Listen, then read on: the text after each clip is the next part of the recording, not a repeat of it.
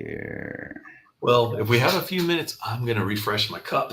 Yeah, go for it, All man. right, Go cool. for it.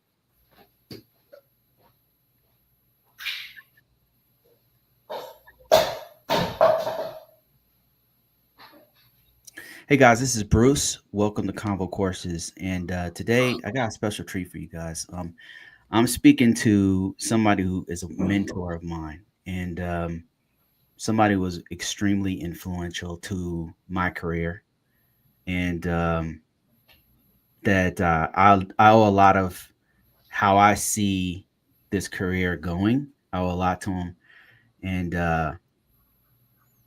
it it's interesting when you get into the mind and see the background of somebody who is this rare of an intellect. So that's who I'm going to introduce you guys to. Um, his name is Rob. We met, I don't know, 10 years ago or something like that. Good friend, good person, amazing talent, and one of the few people who I've had the honor of meeting who is truly talented in this field on another level. And if you have the ever get lucky enough to find someone like this, you make them a mentor. And so he's going to be joining us real soon. So I'm waiting for a few more people to join us. Unfortunately, Facebook's not working right now, but that's fine. And I'm gonna keep this one short. I'm not gonna go too long. We just got off of work, so and I'm hoping one of these days he comes back. But here he is, right here, Robert Rodriguez. This guy right here, man. First of all, let me tell you to your face, you have completely influenced my entire career. I know we only met briefly, what, 10 years ago or something, but that impact, the impact of seeing how you handle the complex situations, the way you thought about it, the way you figured out a way ahead. It I just observed how you were, like, not just with technical stuff. Like you are you are a phenomenal talent that I've not met in my 20 years of doing this. I've met only a few people, handful of people who are as good as you at this. Like, you have a natural talent. You're like LeBron James of fucking cybersecurity. Yeah. So, um, seeing how you worked with technical things and then how you dealt with people, it's a rare combination to have somebody who is as talented as you in IT, but also has the emotional intelligence and depth to deal with complex situations. It's very, very rare. I've only met in person a few people like you. And so I wanted to pick your brain. And first of all, I want to start off with you telling us about your journey and why you became a cybersecurity. You could have done anything with your talent. You could have done anything with your mind. What inspired you to do this?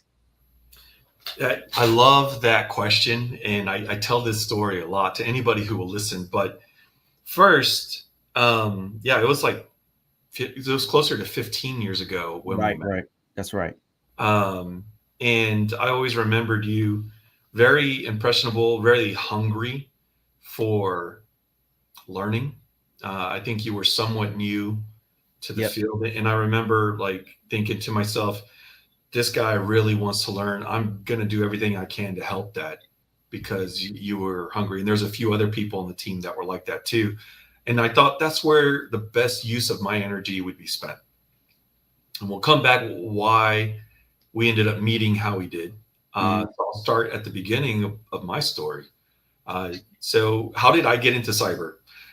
When I was a teenager, I loved computers. They were still kind of new. But what I realized is I had a knack for it. I love technology. It made sense to me. The downside is a lot of people wanted to hire someone that already had experience, and I think you've talked about that with some of your subscribers and your audience Yeah. about how difficult it is and some of the things you can do to get there. So on my journey, I couldn't figure out how to do that. So one of the things that came up as an opportunity for me was joining the military, and I knew nothing about what that life would be like. That's its own story. But when I finally decided to join the military, I was 18 years old, and the computer field was still really new. End up joining and started learning about computers and programming. eventually networking. And fast forward in time, the whole war in Iraq occurred. Yeah. Yeah. And so in 2006, I was deployed with um, the First Marine Expeditionary Force. I was, part of First Marine Division, so that's pretty important to note for my Marine brethren out there. But I was augmented to First Marine Expeditionary Force, which is basically considered like the brains of the war effort while we were in theater. In that time, I had already moved into this field called information assurance. So it's what we call today cybersecurity. Hmm. And I did it because I was a little bored with networking and computing in general. And eventually, this new field came up, and I thought, okay, it's great growth potential. It's something new. And so I decided to jump into cybersecurity and see what it was about. While I was in Iraq, there were a lot of things that happened. One thing that happened was an email that led to a man's death, an email with specific information. The email had information about an itinerary where some very important people would be. And the person that sent the email did it because they thought everybody needs to understand that these important people are coming around and they need to look, professional and make sure they're doing stuff. And so the email came from good intentions. Unfortunately, that email was intercepted by some people who wanted to do harm to Americans in Iraq. And eventually, the information in that email led to an attack. Now, the VIPs, they weren't in that area. Their schedule had changed, and it's common practice to change schedules just for this reason. But there was a man I had met. I don't remember his name or what he looks like. I remembered that he was a firewall administrator. He, I think, was a school teacher previous to that job. He joined the company to come out to Iraq to switch careers because he also struggled getting into the IT field, and he just wanted to make a better life for his family. And I remembered he had a 2-year-old boy. He was from Colorado, and this man just came back from seeing, I think, his second son being born. And yet this email led to an attack resulting in this man's death. It really stuck with me. Now, when you're in a combat theater, especially if you're a Marine, you're trained to accept that loss of life is an inevitable impact in the business of war. So, mentally, we're prepared that it's likely to happen to our friends and, all the people we work with. But this man's death just really shook me. I couldn't sleep for weeks. As I was going through the investigation of something that I didn't know was related, I started uncovering facts that led me to conclude that, the email sent ultimately led to this man's, death. And having this clear picture of events, it was really clear to me how loss of information could lead to loss of life. And I felt like I had to do something about it. So I looked at my paths. One path was to stay in the Marine Corps and try to influence things in such a way that we could prevent this type of loss of life, or at least this avenue from, leading to loss of life. Or I could get out, become a contractor, and make a difference that way. And at the time, it was really difficult to be a Marine trying to grow into that level of influence because you're limited by the rank that you hold. Right. So it was a really, really steep path to be able to make a difference. And I wanted to make a difference right now. I didn't want to wait 10 to 15 years. And then, I'm the problem because I don't understand the new technologies. That's what my thought process was. So I decided to get out. And I'm going to tell you something. When I made the decision that I was going to get out, become a contractor, and come back to the Middle East to make a difference, it was a hard choice. It was a hard decision because I didn't want to get out of the Marine Corps. 11 years in the Marine Corps already. I was over the hump towards retirement. And it was a hard decision. But once I made that choice, I was able to sleep like a baby. And I knew that was the right choice. So, fast forward, I eventually get out of the Marine Corps and I decided to go all in cybersecurity, and it's become my mission.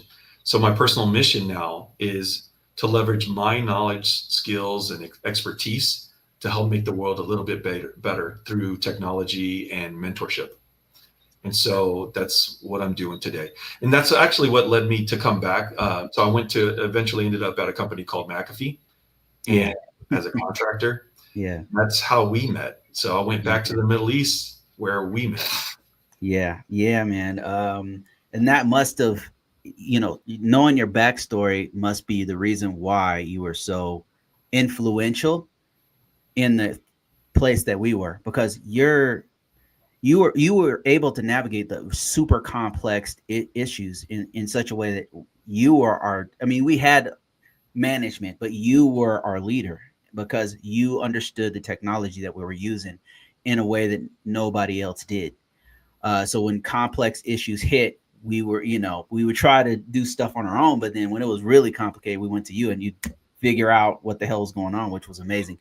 But then on top of that, we had all kinds of internal social issues, and you were able to navigate us through that too. So that must be like your why of why you're in this is I can see why you were so effective there, because you're in this for a whole different reason, Mhm. which is Yeah, incredible. I mean, I'm pretty passionate about it, but it's funny that you mentioned the whole social dynamic and the people skills. So, to anybody listening here, if you want to grow in your career, in any career, if you want to be successful, you have to learn the art of people. You have to learn how to be a good human. You have to know how to be empathetic. You have to know how to be positive. And life is gonna be challenging, but if you can learn how to do those things, you're more likely to be successful and to be someone that people can trust, to be someone who can lead. So that's something that I wanted to impart. But going back to that point, I remember a story that kind of helped me, gain a perspective on how to deal with difficult people. Yeah.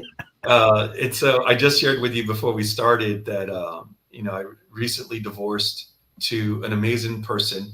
We just couldn't make it work, but she's an amazing person, and then we have my daughter as well. And growing up, my daughter and I were pretty close, and my ex and I were pretty close, but Yeah. both of them thought that they were the dominant person in the house. So my daughter's like, "Well, I'm the daughter, I'm the princess, I could do whatever I want." And of course, the wife is like, "I'm the queen." And the way that they would legitimize their position was to come to me and say, "Who is right here?" And it reminds me of a story because like that was so nerve wracking. I'll tell you what I did there. But the story that I remember, I don't remember where I heard it, but it was about some Eskimo walking, somewhere in the Yeah. snow, and it was snowing. It was bad weather, and this Eskimo sees two animals having an argument. So this is all metaphorical, of course. So the animals is one is a polar bear, the other is a snow tiger. So they see the Eskimo and they said, "Hey, we're having an argument and we need you to settle the argument." And so the Eskimo doesn't have a choice. He knows if he runs away, they're both going to attack him. He'll die. So he's like, "Okay, fine. What's the argument?" So the bear said, "We're arguing about what makes the weather so cold. I think that it's the snow that makes the weather so cold." And the snow tiger said, "No, no, no. It's the rain that makes the weather so cold. You're wrong." And they both look at the Eskimo and they're like, "Who's right?" And so the poor Eskimo is like, "Okay, if I agree with the polar bear, the snow tiger is definitely going to eat me and I'll die. And if I agree with the snow tiger, same thing. The polar bear is going to eat me and I'm going to die." So he's like, "Okay, give me a second to think this through." So as he's contemplating what he thinks are his final moments, he realizes that neither animal is right about what makes the weather so cold. And he has nothing to lose. So he said, "Hey, I've come to a conclusion. So, bear, you think it's the snow that makes the weather so cold. Tiger, you think it's the rain that makes the weather so cold. I think you're both wrong. And both animals were so shocked that they encouraged him to finish his reasoning. So the Eskimo said, "The snow is cold and the rain is cold. But what makes these things so cold is the wind. So I say it's the wind that makes the weather so cold." The bear and the tiger look at each other and they nod in agreement. And then they go about their way. And the poor Eskimo, he's like shaking, thinking he was going to die. And he's like, "Oh, thank goodness I get to live another day." But just by having a different perspective. And what I learned from that story is that not every situation is black and white. Not every story is going to have just two sides. Right. Sometimes there's going to be another perspective that neither had considered because they're so fixated on what they think is the right outcome. So with my daughter and my ex-wife, what we ended up doing is coming up with a contract, an internal family contract, and it specified SLAs and SLOs, and I was the how to handle grievances and how to report grievances, and what the budget was for allowances and what the penalties were and clawbacks and all of that. And it actually was something that both parties had agreed to.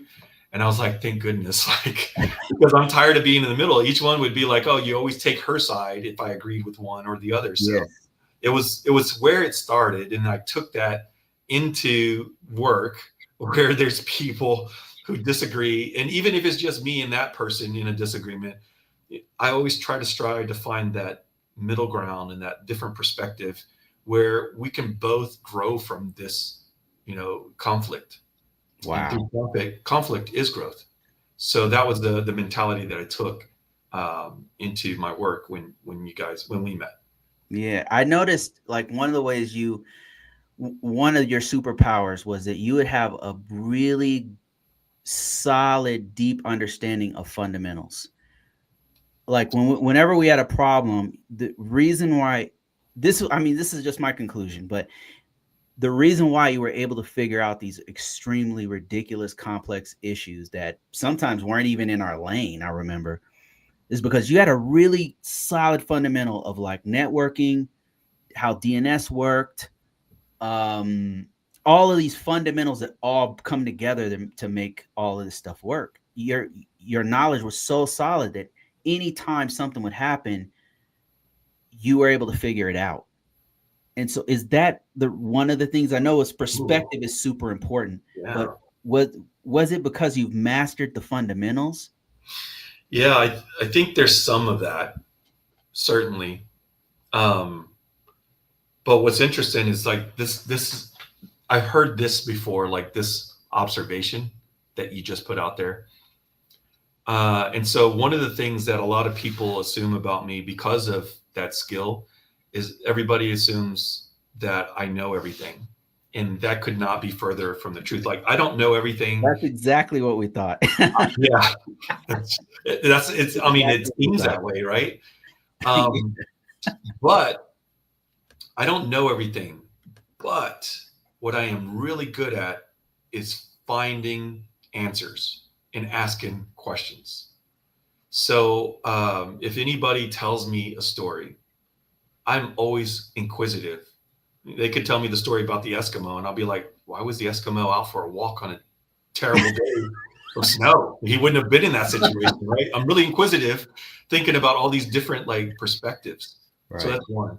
The other is I know how to look up answers, and I tell you what, Google is one of the best resources. Google and YouTube are the most amazing resources where you can find access to freely available information if you know how to ask good questions. Ask them how to ask the And question. now with like Chat GPT and other generative AI tools, it is so much easier to ask questions. And you can even ask the question, what are some of the questions I can ask or that I Yeah, should ask or how should I ask, it's and become even crazy. better at asking questions. And Yes. so back then we didn't have AI, we had Google. Um, but to your point, foundations definitely helps. I'm not an expert in DNS, but I had a high level understanding of how it works. I'm not an expert in networking. Well, at least not anymore. Back then, I probably was closer to being what's considered an expert. I had enough to be able to challenge, uh, challenge people if they were giving me an answer that I disagreed with, if I knew that there was a network issue blocking us from doing Yeah. our jobs, which we had to do many times. And I remember like understanding how ping works. And we Hmm. were able at one point to use ping, a really simple utility on any computer. We used ping to prove that the network team had a misconfiguration, and they were adamant they didn't. But we used ping to prove it. We proved the route path. We proved like the Trace TTL route. sizes, Mhm. and I remember being able to do that. But like, it wasn't because I had a baseline, although that definitely helped. It was because I thought, how can we prove this? And in this case, I think we had a network route that was incorrect. And so I Googled like how to look up network routes on Windows. And then that led me to using ping to prove the path and things like that. So that was one perspective that I had on that. The other is oftentimes I'm just really determined. So going back to an earlier comment that you made about like keeping things simple.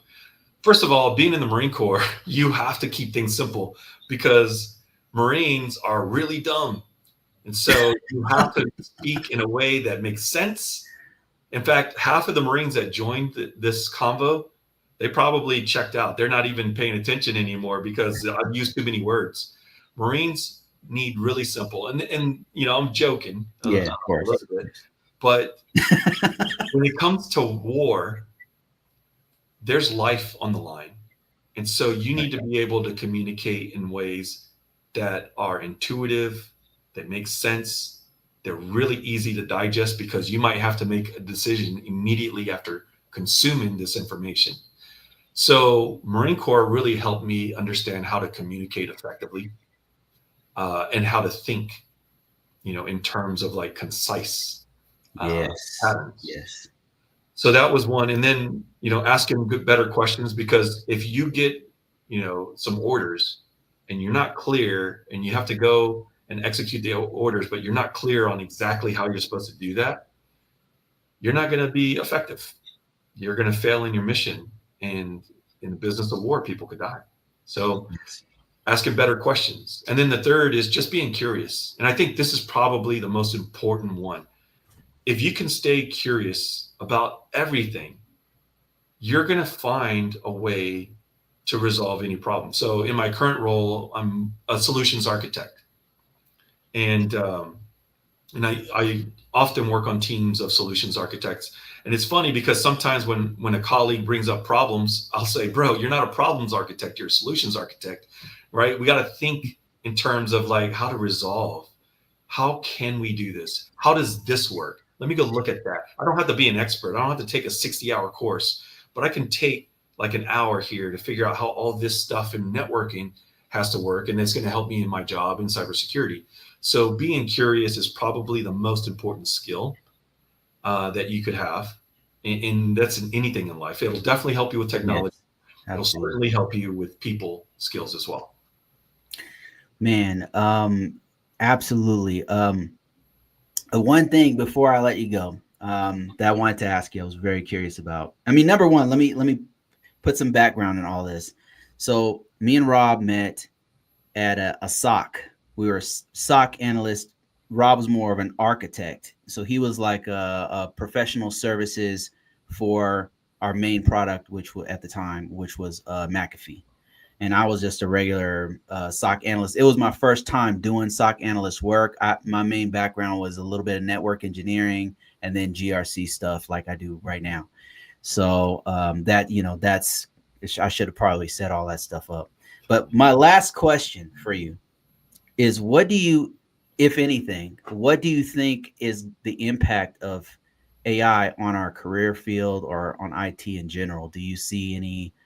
What do you foresee in your Man, in all of this? what a great question. What a great question. All right, so let's address the obvious first. Will AI take all of our jobs? I don't believe so. I think a lot of CEOs want to believe that because if they get fatter margins, they can pay themselves fatter bonuses. So I think you're going to see a lot of companies, like we saw this happen with Microsoft just like last week, I think, where Yeah, they laid off like lately. thousands of people. Hmm. Intel did the same thing. And there may be places where AI is going to be a better fit. Like, I won't deny that. But I don't think it's just going to overtake the entire industry and replace humans. You just can't do that. We have intuition. We understand how people feel, and AI can't do those things. So Right. you're still going to have a person make decisions. Now, having said that, I think I look at it as more of a tool. If you learn how to use this tool, you're far more likely to keep your role in your job, and also grow. You're far more likely to be attractive to companies looking to fill a role because you have this superpower called AI. People who don't understand how to use AI effectively are likely going to be left behind. Those are the ones that would become undesirable because they don't know how to use AI effectively, so they can't do the same work as quickly as people who do use AI as a tool. Right. And I'm not talking about like coming up with homework assignments and like using AI to write it, although you could do that. I'm talking about like how to come up with solutions, how to ask the right questions, how to be more methodical in your approach to doing your workflow. Right. And like, coming to the SOC, one of the metrics is mean time to detect. Hmm. So you could use AI to figure out, based on these tools that I have, here are the tactics Yep. I use, how can we be more proficient and reduce that mean time to detection?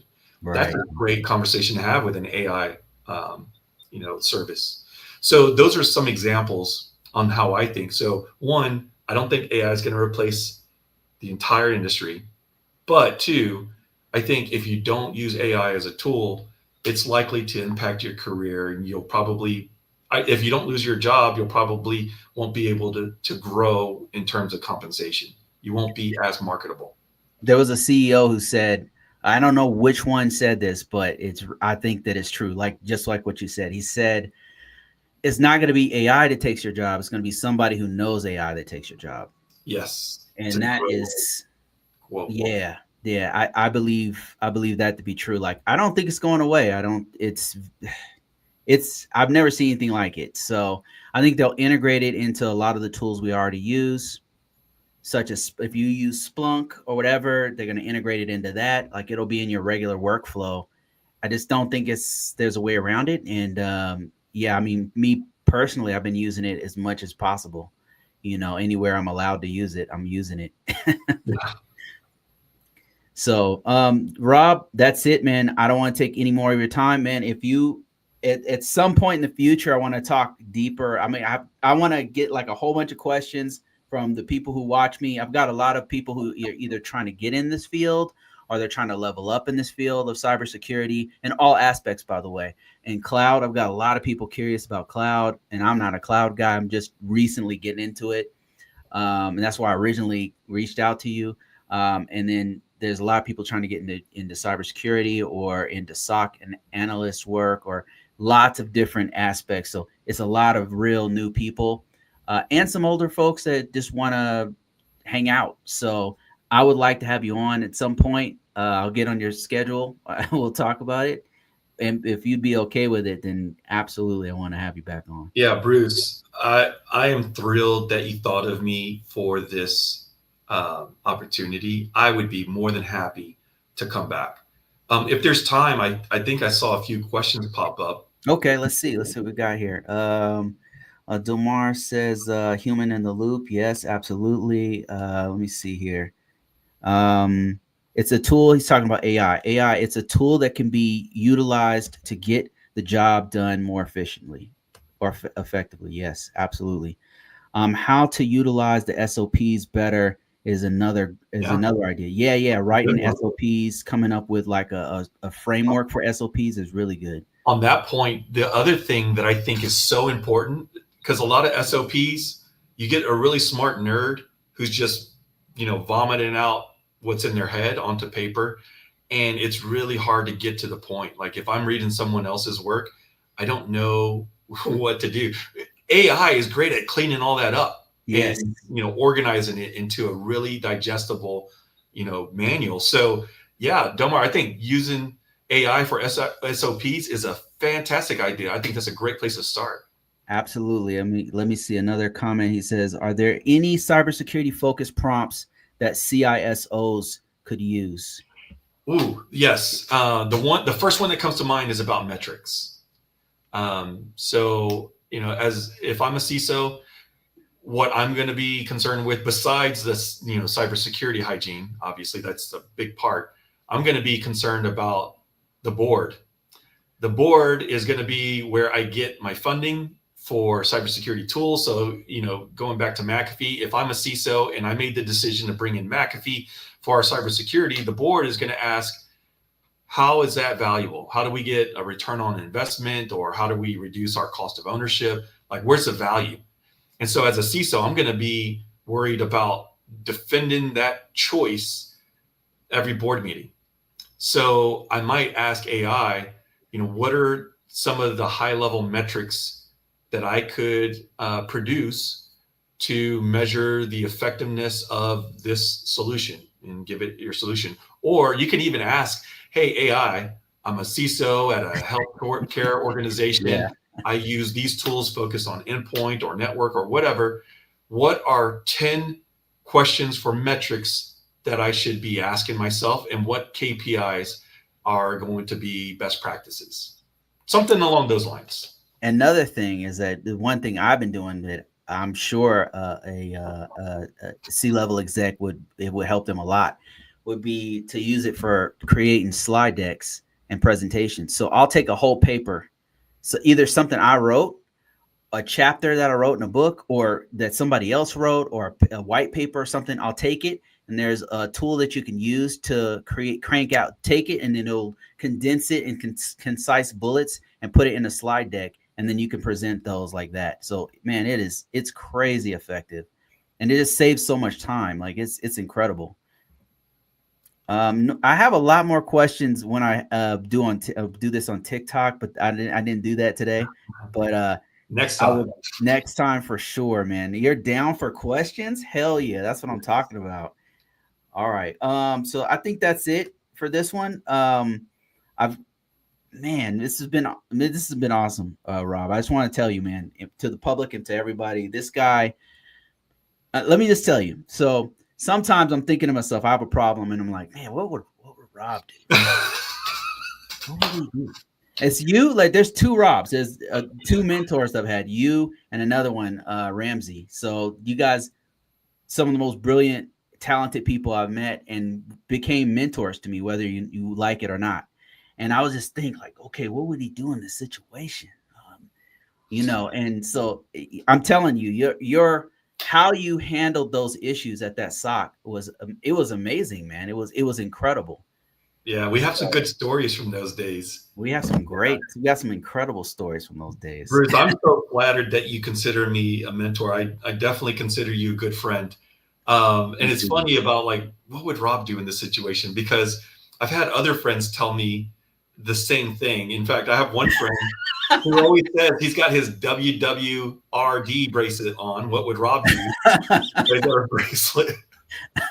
I'm telling you, I've thought about it a few times. Like, I'll be at work, and I'm like, damn, I have some crazy problem. Like, what would Rob do in this situation? I'm not sure. Man, it's great to see you again. You look incredible, by the way. Thank you. You're in awesome shape. Yeah, no shit. All right, guys, that's it for this one. I'm gonna have Rob back on one of these days. Take care, Rob, All right. Take care. and end the stream.